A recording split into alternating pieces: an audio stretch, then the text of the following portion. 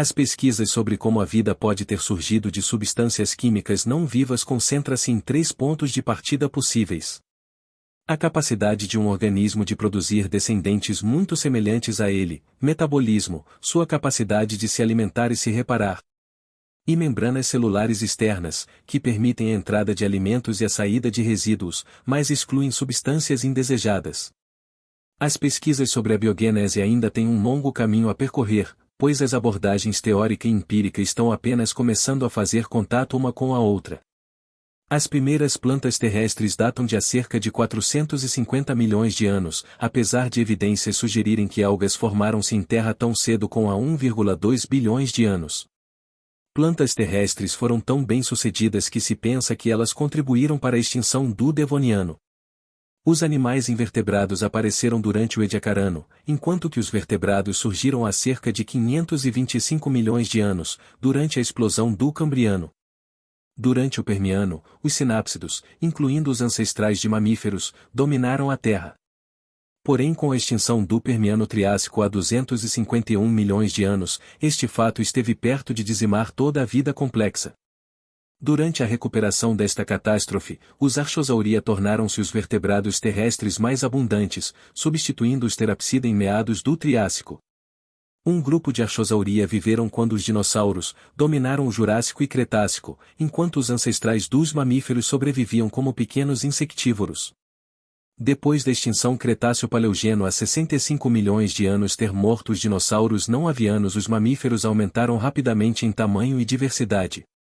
Tal extinção em massa pode ter acelerado a evolução ao fornecer oportunidades para novos grupos de organismos de diversificar. Evidências fósseis indicam que as plantas com flor apareceram e rapidamente diversificaram no princípio do Cretácico, entre há 130 milhões a 90 milhões de anos. Provavelmente pela coevolução com insectos polinizadores.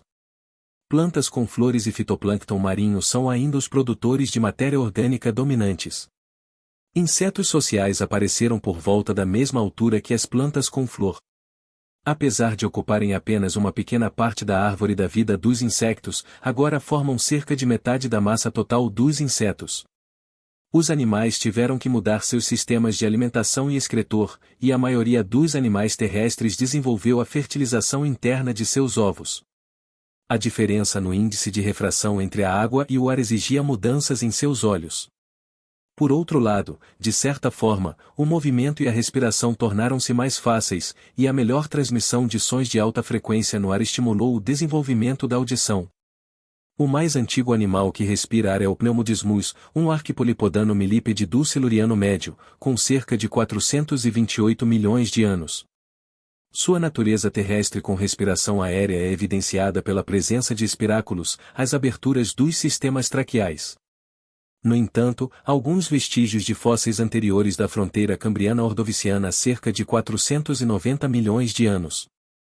São interpretados como rastros de grandes artrópodes anfíbios em dunas de areia costeiras e podem ter sido feitos por euticarcinoides, que são consideradas tias evolucionárias de miriápodes. Outros vestígios de fósseis do Ordoviciano superior com pouco mais de 445 milhões de anos, provavelmente representam invertebrados terrestres. Há evidências claras de numerosos artrópodes nas costas e planícies aluviais pouco antes da fronteira siluriana-devoniana, cerca de 415 milhões de anos, incluindo sinais de que alguns artrópodes comeu plantas. Os artrópodes foram bem pré-adaptados para colonizar a Terra, porque seus exoesqueletos articulados existentes forneciam proteção contra a dissecação, suporte contra a gravidade e um meio de locomoção que não dependia de água. Os amniotas, cujos ovos podem sobreviver em ambientes secos, provavelmente evoluíram no período do Carbonífero Superior. Os primeiros fósseis dos dois grupos sobreviventes de amniota, sinapsídeos e sauropsídeos, datam de cerca de 313 milhões de anos. Os pelicossauros sinapsídeos e seus descendentes, os terapsídeos, são os vertebrados terrestres mais comuns nos leitos fósseis mais conhecidos do Permiano. No entanto, na época, todas estavam em zonas temperadas em latitudes médias, e há evidências de que ambientes mais quentes e secos próximos ao Equador foram dominados por sauropsídeos e anfíbios. O evento de extinção Permiano-Triássico eliminou quase todos os vertebrados terrestres, bem como a grande maioria de outras formas de vida. Durante a lenta recuperação desta catástrofe, estimada em 30 milhões de anos, um grupo sauropsídeo anteriormente obscuro tornou-se o mais abundante e diverso dos vertebrados. Alguns fósseis de arcosauriformes formas de lagarto governantes foram encontrados em rochas do Permiano superior, mas, no Triássico Médio, os arcossauros eram os vertebrados terrestres dominantes. Os dinossauros se distinguiram de outros arcossauros no final do Triássico e se tornaram os vertebrados terrestres dominantes dos períodos Jurássico e Cretáceo. Durante o Jurássico Superior, os pássaros evoluíram de pequenos dinossauros terópodes predadores. Os primeiros pássaros herdaram dentes e longas caudas ósseas de seus ancestrais dinossauros. Mas alguns desenvolveram bicos córneos e desdentados no Jurássico Tardio e caudas curtas de pigóstilo no Cretáceo Inferior. Enquanto os arcossauros e dinossauros estavam se tornando mais dominantes no Triássico, os sucessores em forma de mamífero dos terapsídeos evoluíram para pequenos insetívoros, principalmente noturnos. Este papel ecológico pode ter promovido a evolução dos mamíferos, por exemplo, a vida noturna pode ter acelerado o desenvolvimento da endotermia sangue quente cabelo ou pele. Por volta de 195 no Jurássico Inferior, havia animais que eram muito parecidos com os mamíferos de hoje em vários aspectos. Infelizmente, há uma lacuna no registro fóssil em todo o Jurássico Médio. No entanto, dentes fósseis descobertos em Madagascar indicam que a divisão entre a linhagem que leva aos monotremados e a que leva a outros mamíferos vivos ocorreu por volta de 167 milhões de anos. Depois de dominar nichos de vertebrados terrestres por cerca de 150 milhões de anos, os dinossauros não aviários pereceram no evento de extinção Cretáceo-Paleógeno, junto com muitos outros grupos de organismos. Os mamíferos ao longo do tempo dos dinossauros foram restritos a uma estreita faixa de taxa, tamanhos e formas, mas aumentaram rapidamente em tamanho e diversidade. Após a extinção, com morcegos levando ao ar em 13 milhões de anos, e os cetáceos ao mar em 15 milhões de anos. A ideia de que, junto com outras formas de vida, os humanos modernos evoluíram de um ancestral comum antigo foi proposta por Robert Chambers em 1844 e adotada por Charles Darwin em 1871. O registro fóssil remonta a algumas das espécies desse período. Sahelanthropus tchadensis, um fóssil encontrado no continente africano, pertencente a uma espécie de primata. Essa espécie já possuía a postura bípede. É o mais antigo ancestral da linhagem humana. Orornithogenensis, um fóssil encontrado no Quênia. Também já apresentava indicações da postura bípede. Os cientistas acreditam que a espécie viveu há 6 milhões de anos. Ardipithecus ramidus e Ardipithecus cadaba, um fóssil encontrado na Etiópia. Nessas espécies permanece a postura bípede. Os cientistas acreditam que uma espécie do gênero Ardipithecus foi a ancestral dos australopitecos. Os humanos modernos evoluíram de uma linhagem de andar ereto macacos que foram rastreados ao longo de 6 até o Sahelanthropus. As primeiras ferramentas de pedra conhecidas foram feitas cerca de 2,5 milhões de anos, aparentemente por Australopithecus gali, e foram encontradas perto de ossos de animais que apresentam arranhões feitos por essas ferramentas. Os primeiros hominídeos tinham cérebros do tamanho de chimpanzés, mas houve um aumento de 4 vezes nos últimos 3 milhões de anos. Uma análise estatística sugere que o tamanho do cérebro hominídeo depende quase completamente da data dos fósseis, enquanto a espécie a que foram atribuídos tem apenas uma pequena influência. Há um longo debate sobre se os humanos modernos evoluíram em todo o mundo simultaneamente. A partir de hominíneos avançados existentes ou são descendentes de uma única pequena população na África, que então migrou para todo o mundo há menos de 200 mil anos e substituiu os anteriores espécies hominíneas. Também há debate sobre se os humanos anatomicamente modernos tiveram um grande salto para a frente intelectual, cultural e tecnológico menos de 100 mil anos atrás. Em caso afirmativo, se isso foi devido a alterações neurológicas que não são visíveis nos fósseis. A vida na Terra sofreu extinções em massa ocasionais pelo menos desde 542 milhões de anos. Embora fossem desastres na época, as extinções em massa às vezes aceleraram a evolução da vida na Terra. Quando o domínio de nichos ecológicos específicos passa de um grupo de organismos para outro, raramente é porque o novo grupo dominante é superior ao antigo e geralmente porque um evento de extinção elimina o antigo grupo dominante e abre caminho para o novo. O registro fóssil parece mostrar que as lacunas entre as extinções em massa estão se tornando mais longas e as taxas médias e de fundo de extinção estão diminuindo. Ambos os fenômenos podem ser explicados de uma ou mais maneiras. Os oceanos podem ter se tornado mais hospitaleiros para a vida nos últimos 500 milhões de anos e menos vulneráveis a extinções em massa. O oxigênio dissolvido se espalhou e penetrou em maiores profundidades. O desenvolvimento da vida na Terra reduziu o escoamento de nutrientes, e, portanto, o risco de eutrofização e eventos anóxicos. Os ecossistemas marinhos tornaram-se mais diversificados, de modo que as cadeias alimentares eram menos propensas a serem interrompidas. Fósseis razoavelmente completos são muito raros, a maioria dos organismos extintos é representada apenas por fósseis parciais e fósseis completos são mais raros nas rochas mais antigas. Portanto, os paleontólogos atribuíram erroneamente partes do mesmo organismo a diferentes gêneros, que muitas vezes eram definidos apenas para acomodar essas descobertas. A história de Anomalocaris é um exemplo disso. O risco desse erro é maior para os fósseis mais antigos porque frequentemente são partes diferentes de qualquer organismo vivo e mal conservados. Muitos dos gêneros supérfluos são representados por fragmentos que não são encontrados novamente e os gêneros supérfluos parecem se extinguir muito rapidamente. Os humanos evoluíram a partir de uma linhagem com diferentes espécies de hominídeos cujos fósseis mais antigos datam de há mais de 6 milhões de anos. Apesar dos membros mais antigos desta linhagem terem cérebros do tamanho semelhante ao de um chimpanzé, há sinais de um aumento constante do tamanho do cérebro após 3 milhões de anos. Os humanos surgiram na África Oriental há cerca de 2,5 milhões de anos, no final do Plioceno, período que compreende de 2 a 5 milhões de anos atrás. Eram, provavelmente, Homo habilis evoluídos do Australopithecus, nosso ancestral macaco. Homo habilis significa pessoa habilidosa e Australopithecus macaco do sul. A migração dos humanos pelo planeta começou há cerca de 2 milhões de anos, quando o Homo habilis se estabeleceu no norte da África, na Europa e na Ásia. Graças aos diferentes climas enfrentados nas diferentes regiões, o gênero Homo evoluiu para diferentes espécies no mundo. Há cerca 1,8 milhões a 2,0 milhões de anos, surgiu o Homo erectus pessoa ereta, a espécie que dominou o fogo há cerca de 300 mil anos atrás. Eles duraram quase 1,5 milhão de anos, sendo a espécie humana mais longínqua. Há cerca de 500 mil anos atrás, na Eurásia, surge o Homo neanderthalensis, os neandertais. Eram mais fortes e mais robustos e, provavelmente, possuíam cérebros maiores que os nossos, sapiens. Eram adaptados para o frio da Era do Gelo. Já, entre 200 e 350 mil anos atrás, encontram-se os primeiros registros arqueológicos de nossa espécie, o Homo sapiens pessoa sábia.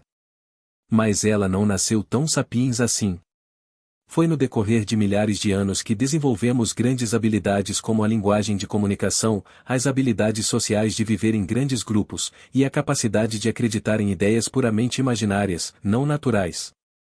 Um dos fatores para essa mudança, talvez tenha sido o hábito de cozinhar alimentos. Acredita-se que o hábito de cozinhar tenha proporcionado um encurtamento do trato intestinal e o crescimento do cérebro humano. Quanto menos energia é gasta na digestão de alimentos crus, mais energia é disponível para o desenvolvimento do cérebro. Essa hipótese é chamada de o tecido caro. Há cerca de 30 mil anos, houve a extinção dos neandertais, e as evidências indicam que o sapiens teve um relevante papel nesse processo. Há duas possibilidades não excludentes. Os sapiens ajudaram a extingui-los com guerras, competição por alimentos, e doenças. Houve uma miscigenação entre sapiens e neandertais, e hoje, somos parte neandertais. Mas isso não quer dizer que foi apenas o sapiens o responsável por sua extinção. Alguns estudos apontam uma redução populacional devido a fatores como a falta de mobilidade territorial e a fraca variabilidade genética decorrente da consanguinidade. Entre 14.000 e 8.000 anos atrás, passamos por um grande processo de sedentarização, conhecido popularmente como Revolução Agrícola ou Revolução Neolítica. Esse processo se dá no momento em que o sapiens deixa de ser nômade e passa a se assentar em terras, plantar alimentos e domesticar animais. Apesar de parecer um processo positivo para a sociedade e ter sido muito importante para definir nosso estilo de vida atual, este foi um processo que, apesar de não ter reduzido a expectativa de vida, trouxe muitos problemas de saúde e doenças aos sapiens. Isso porque, no princípio, houve uma redução na variedade alimentícia e os sapiens gastava mais tempo trabalhando para ter comida. Mas, ao mesmo tempo, permitiu uma expansão demográfica nunca antes vista. Passamos de algumas dezenas de milhares para milhões, e os grupos sociais de dezenas para milhares, dando assim início aos estados. Esse processo deu origem aos principais baluartes do mundo contemporâneo, o governo, escrita, dinheiro e religiões. E por fim, há cerca de 500 anos atrás, surge a última grande revolução da história. Ela foi responsável por fazer em 500 anos, mais do que foi feito durante os outros 350.000 em termos de dominação, expansão, consumo, e desenvolvimento social, político e tecnológico. É conhecida como a descoberta da ignorância, período que começou com as leis da física e muito mais.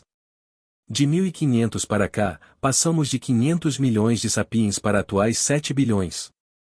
Passamos de uma produção de 250 bilhões de dólares por ano para 60 trilhões de dólares por ano. A humanidade consumia por volta de 13 trilhões de calorias por dia e hoje, juntos consumimos 1,5 quadrilhão de calorias. É um aumento de 14 vezes da população, 240 vezes da produção e 115 vezes da energia. A pré-história foi o primeiro período da história da humanidade, caracterizado pela adaptação dos primeiros hominídeos ao ambiente e suas transformações ao longo do tempo. Com o passar do tempo, a relação entre ser humano e natureza mudou, pois a humanidade começou a dominar e explorar a natureza. A descoberta e o controle do fogo bem como o surgimento da agricultura promoveram significativas mudanças na forma dos hominídeos se organizarem socialmente. A idade dos metais mostrou o nível de complexidade do homem primitivo ao usar metais como ferro para a confecção de armas. O ser humano da pré-história teve que se adaptar ao meio ambiente para sobreviver, transformando-se, ao longo do tempo, de nômade caçador a sedentário agricultor.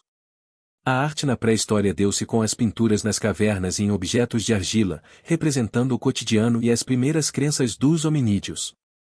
O trabalho era dividido desta forma: os homens realizavam a caça e a pesca, e as mulheres coletavam frutos e cuidavam dos filhos.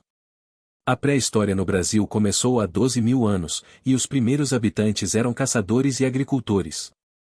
A pré-história foi o período da nossa história que começou com o surgimento do primeiro ser humano, em, aproximadamente, 3 milhões de anos antes de Cristo, alcançando o surgimento da escrita, por volta de 4.000 antes de Cristo.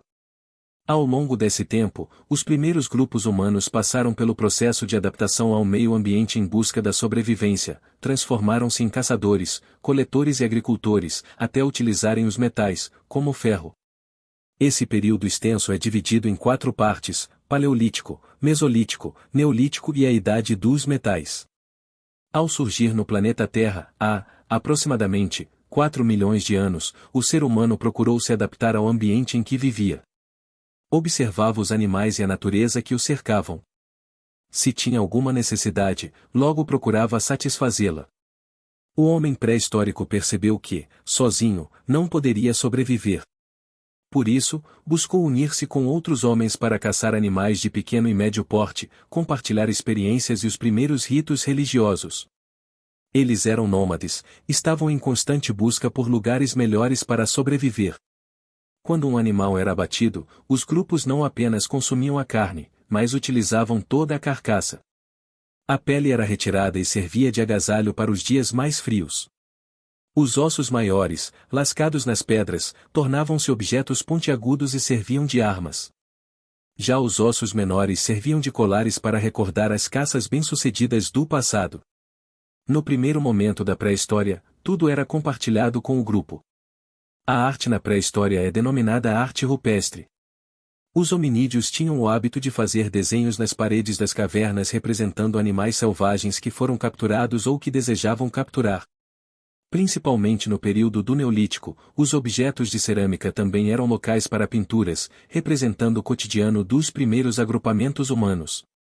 Estudiosos se basearam nessas produções artísticas para iniciar os estudos sobre a pré-história. O homem moderno. A extinção da maioria dos australopitecos possibilitou o surgimento de uma nova linhagem.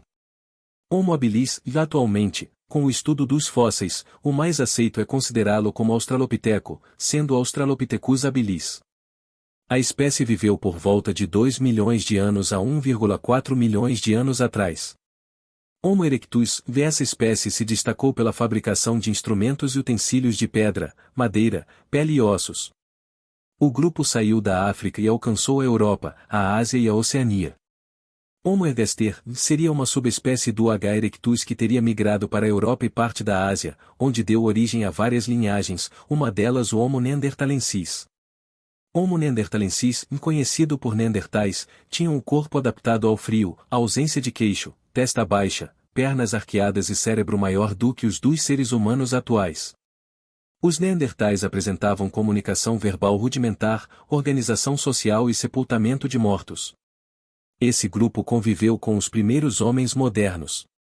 Atualmente, acredita-se que o homem moderno surgiu na África entre 200.000 a 350.000 anos atrás, a partir das linhagens de H. ergaster. O Homo sapiens sapiens é a denominação científica do homem moderno, sendo uma subespécie do Homo sapiens. A principal característica do homem moderno, comparado aos seus ancestrais, é o cérebro bem desenvolvido e da inteligência. Além disso, observa-se a capacidade de raciocínio, comunicação e inteligência pelo desenvolvimento do sistema nervoso. E assim, chegamos ao final desta incrível viagem cativante no tempo para descobrir as origens antigas dos animais vertebrados na Terra. Muito obrigado a todos.